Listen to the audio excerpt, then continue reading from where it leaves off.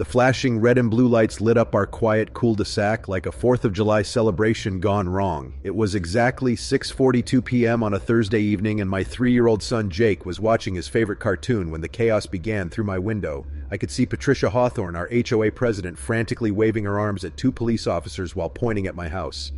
"That is him," she shouted in a voice sharp enough to peel paint off walls. "That man is violating HOA noise ordinances with his child's television. I demand you arrest him immediately." The officer looked confused as he glanced between Patricia's red face and my perfectly normal suburban home. 3 minutes later, she was the one being led away in handcuffs, screaming about her constitutional authority while clutching her precious HOA rulebook like it was the Holy Grail itself.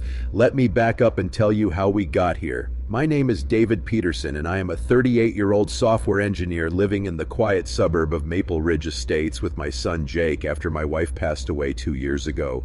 It has just been the two of us trying to navigate life together. I am not the type to cause trouble. I keep my lawn neat, pay my HOA dues on time, and generally mind my own business. But apparently, that was not enough for Patricia Hawthorne. Patricia had been the HOA president for 7 years, and she ruled our neighborhood with an iron fist wrapped in a pastel cardigan. She was the type of woman who measured grass height with an actual ruler and kept a color-coded spreadsheet of every minor infraction. She observed her husband Harold barely spoke anymore. Having long ago surrendered to her reign of suburban terror, Patricia wore her HOA presidency like a crown, believing it gave her powers that extended far beyond maintaining property values. Our troubles began 3 weeks ago when I found a bright pink sticky note on my front door. It read, "Television volume exceeds acceptable. HOA standards. Consider headphones for your child or face formal violations." I thought it was a joke at first. Jake watched maybe an hour of cartoons a day, always at a reasonable volume, but Patricia was dead serious. The next week, she showed up at my door at 7:15 a.m. on a Saturday morning. Jake was still asleep, and I was barely conscious when I opened the door to find her standing there with a clipboard and a stern expression. "Mr. Peterson," she said in her most officious tone, "I am here to issue you a formal warning about excessive cartoon themes emanating from your residence." She handed me a typed document that included a grainy photo she had apparently taken through my living room window, showing Jake watching a perfectly innocent children's show. "Are you seriously photographing my child through our windows?" I asked, trying to keep my voice level despite my growing anger. Patricia adjusted her glasses and replied with complete confidence, "I am documenting HOA violations, which is well within my authority as president. Your son's viewing habits are disturbing the peace of our community." By the 3rd week, Patricia had apparently purchased a professional decibel meter online and stationed herself at the edge of my driveway every evening, taking readings and making notes in a spiral notebook. She had labeled Peterson audio violations. She told anyone who would listen that my son's cartoons were part of what she called a liberal media assault on traditional neighborhood values.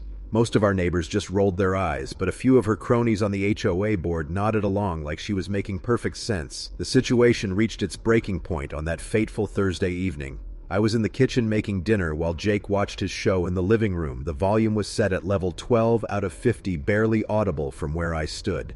That is when I heard Patricia's voice outside, louder than any television could ever be through the window. I saw her standing in my driveway with her phone raised, recording video while providing commentary like she was some sort of vigilante news reporter. "This is HOA President Patricia Hawthorne documenting another violation at the Peterson residence," she announced to her phone. "The suspect's television is currently broadcasting animated propaganda at levels that clearly violate subsection 3.4 of our noise ordinances." She moved closer to my living room window, actually stepping into my flower bed to get a better angle. "I can confirm the child is watching what appears to be foreign animation, possibly Japanese anime, which could be considered cultural pollution under HOA guidelines. What Patricia did not know was that I had installed security cameras around my property 6 months earlier after a series of package thefts in the neighborhood. Every second of her trespassing and harassment was being recorded in crystal clear, high definition. But she was not done yet. As I watched in disbelief, she pulled out her phone and dialed 911. "Hello, I need to report an audio assault in progress," she said dramatically. "A resident in my HOA is violating noise ordinances and refusing to comply with official warnings. I need officers here immediately before this escalates further." She gave my address and hung up with a satisfied smile, clearly believing she had won whatever bizarre battle she thought we were fighting. I quickly saved the security footage to a flash drive and gathered the collection of her notices and warnings I had been keeping in a folder. If she wanted to escalate this ridiculous situation, I was ready to show the police exactly what had been happening. Jake looked up from his show, completely oblivious to the drama unfolding outside. "Daddy, why is the mean lady in our flowers?" he asked innocently. I told him not to worry and that everything would be okay. 10 minutes later, Officer Brandon Walsh and his partner, Officer Maria Santos, pulled up to my house. Patricia practically sprinted to their patrol car, her HOA rulebook clutched in one hand and her clipboard in the other. "Officers, thank goodness you are here," she exclaimed breathlessly. "This man has been conducting audio terrorism against our peaceful community. His child's television programming is destroying our quality of life." Officer Walsh looked puzzled as he glanced at my quiet house and then back at Patricia's flushed face.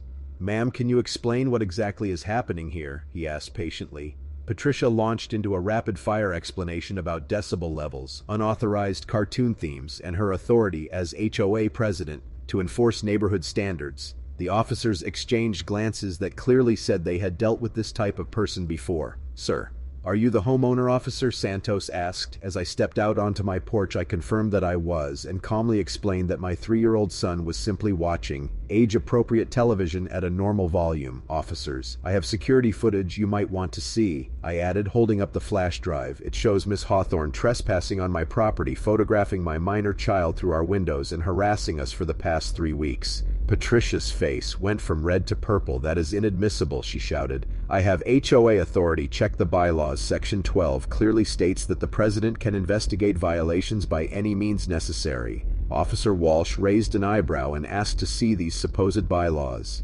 Patricia frantically flipped through her book, growing more flustered by the second when she could not find the section she had referenced, because of course it did not exist. I handed Officer Santos the flash drive and invited them inside to view it on my laptop. As we watched the footage together, it showed Patricia not only trespassing but also attempting to peer through multiple windows, trampling my garden, and at one point trying to measure the sound from my house by pressing her decibel meter against my window. The officer's expressions grew more serious with each passing minute. "Mom, did you call 911 to report a noise complaint about a child's television show?" Officer Walsh asked Patricia when we returned outside. She straightened her shoulders defiantly and declared, "I reported an audio assault, which is my duty as HOA president." The officer sighed deeply and explained, "Mom, there is no such thing as an audio assault from a television at normal volume." What she had committed, however, was criminal trespassing, harassment of a minor, and abuse of emergency services. The crowd of onlookers swelled as Officer Walsh's voice carried across the cul-de-sac. "Given the evidence," he continued firmly, "you are under arrest for criminal trespass, harassment, and filing a false police report." Patricia's mouth fell open as if she'd been slapped. "You can't arrest me. I'm the HOA president. I have immunity. Look at the neighborhood charter." "Ma'am," Officer Santos replied with calm precision as she reached for her handcuffs, "being an HOA president does not exempt you from criminal law." Patricia clutched her clipboard and HOA handbook like a shield, stepping back. "This is a setup. Everyone here will hear about this. I'll have your jobs. My nephew's a lawyer." The officers moved in with professional efficiency, securing the cuffs despite her protests. As they walked her toward the patrol car, Patricia addressed the neighbors like a politician on the campaign trail. "You're all witnesses to this injustice. I was protecting our property values." By then, her husband Harold had arrived, his expression oddly more relieved than upset. Catching my eye, he silently mouthed, "Thank you," before trailing the squad car in his own vehicle. The next morning, my attorney friend Tom Richardson called. News travels fast in our neighborhood. He confirmed Patricia now faced charges for criminal trespass, harassment, stalking, and misuse of emergency services. Because the harassment targeted a minor, that count had been escalated. If convicted, she could face up to 18 months behind bars and fines totaling $30,000. At the emergency HOA meeting that Sunday, the members voted unanimously to remove her from the presidency. Even her closest allies turned against her. When the results were announced, she shot to her feet, disbelief twisting into rage. "They'll regret this," she bellowed to the packed room. "I've spent 7 years keeping this neighborhood in shape. Without me, watch the property values nosedive." She stormed out, slamming the door so violently that a framed picture toppled from the wall, ending her reign of HOA chaos with a bang louder than my son's television had ever been.